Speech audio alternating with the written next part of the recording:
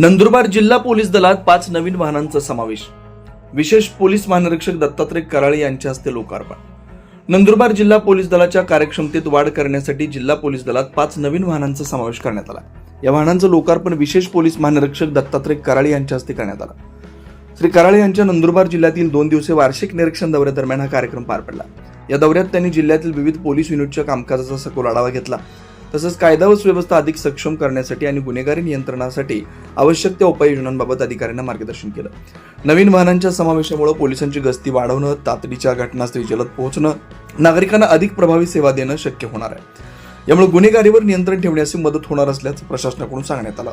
या कार्यक्रमाला जिल्हा पोलीस अधीक्षक श्री श्रवण दत्त यस, अप्पर पोलीस अधीक्षक आशित कांबळे, पोलीस उपअधीक्षक मुख्यालय श्री अनिल पाटील, उपविभागीय पोलीस अधिकारी नंदुरबार श्री दत्ता पवार, अक्कलकुवा उपविभागाचे श्री प्रमोद शेळके तसेच पोलीस निरीक्षक श्री हेमंत पाटील यांच्यासह जिल्ह्यातील सर्व पोलीस ठाण्यांचे प्रभारी अधिकारी कर्मचारी मोठ्या संख्येने उपस्थित होते.